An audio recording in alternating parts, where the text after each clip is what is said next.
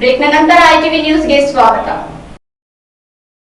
ಚಿಕ್ಕಬಳ್ಳಾಪುರ ಜಿಲ್ಲೆ ಚಿಂತಾಮಣಿ ನಗರದ ಪೊಲೀಸ್ ಠಾಣೆಗೆ ನೂತನವಾಗಿ ಬೈಕ್ ಆಂಬ್ಯುಲೆನ್ಸ್ ವಾಹನವನ್ನು ಸರ್ಕಾರ ನೀಡಿದೆ.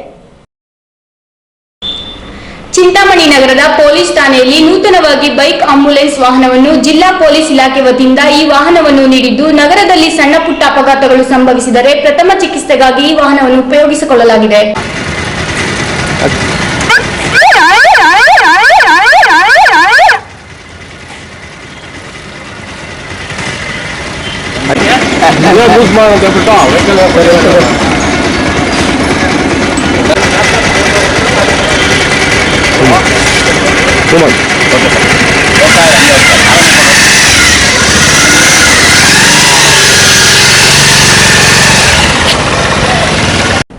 ಕ್ಯಾಮರಾಮನ್ ವಡ್ಡಳ್ಳಿ ಸುಬ್ರಹ್ಮಣ್ಯಂ ಜೊತೆ ನಾಗರಾಜ್, ಐಟಿವಿ ನ್ಯೂಸ್, ಚಿಂತಾಮಣಿ.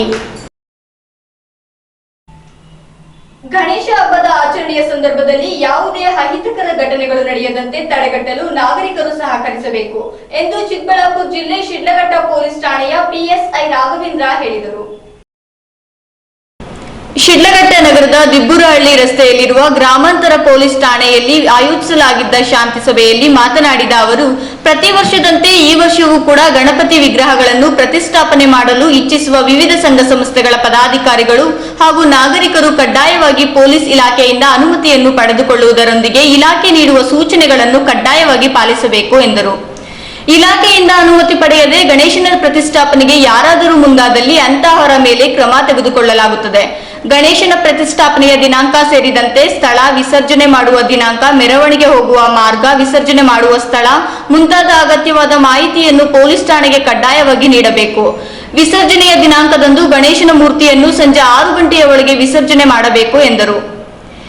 ಈ ವೇಳೆ ಗ್ರಾಮಾಂತರ ಠಾಣೆಯ ಪಿಎಸ್ಐ ಪ್ರದೀಪ್ ಪೂಜಾರಿ, ಬೆಸ್ಕಾಂ ಇಲಾಖೆಯ ಎಡಬ್ಲ್ಯೂ ಪರಮೇಶಪ್ಪ, ನಗರಸಭೆಯ ಆರೋಗ್ಯ ನಿರೀಕ್ಷಕ ಬಾಲಚಂದ್ರ, ಇಂಜಿನಿಯರ್ ಪ್ರಸಾದ್ ಮತ್ತಿತರರು ಹಾಜರಿದ್ದರು.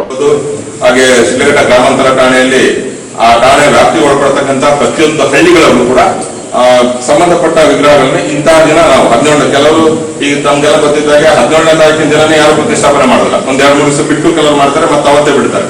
17ನೇ ತಾರೀಕಿನ ದಿನ ಪ್ರತಿಷ್ಠಾಪನೆ ಮಾಡಿ 8ನೇ ತಾರೀಕಿನ ದಿವಸ ಬಿಡ್ತೀವಿ. ಆ ದಿನಗಳಲ್ಲಿ ನಾವು ಯಾವ್ಯಾವ ರೀತಿ ಅದನ್ನ ಕಾರ್ಯಕ್ರಮಗಳ ಆಯೋಜನೆ ಮಾಡ್ಕೊಂಡಿದ್ದೀವಿ.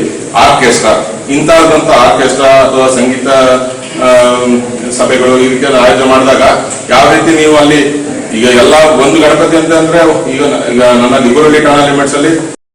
ಕ್ಯಾಮರಾಮನ್ ನಿತಿನ್ ಜೊತೆ ಮುನಿನಾರಾಯಣ, ಐಟಿವಿ ನ್ಯೂಸ್, ಶಿಡ್ಲಘಟ್ಟ. ಇದಿಷ್ಟು ಇವತ್ತಿನ ಸುದ್ದಿಗಳು. ಈಗ ಮತ್ತೊಮ್ಮೆ ಹೆಡ್ಲೈನ್ಸ್. ವಂದನೆಗಳೊಂದಿಗೆ ನಾನು ಶಿಲ್ಪ, ಐಟಿವಿ, ಇದು ಸತ್ಯಕ್ಕೆ ಪ್ರತಿಬಿಂಬ.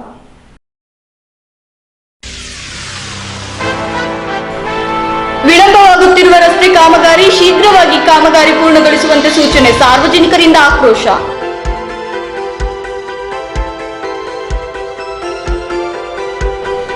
ದಲಿತರ ಮೇಲೆ ದೌರ್ಜನ್ಯ ಖಂಡಿಸಿ ಪ್ರತಿಭಟನೆ, ರಾಜ್ಯ ಸರ್ಕಾರದ ದಲಿತ ವಿರೋಧಿ ನೀತಿಯ ಆಗ್ರಹ, ಬಾಗೇಪಲ್ಲಿ ಸಿಪಿಎಂ ಕಾರ್ಯಕರ್ತರಿಂದ ಪ್ರತಿಭಟನೆ.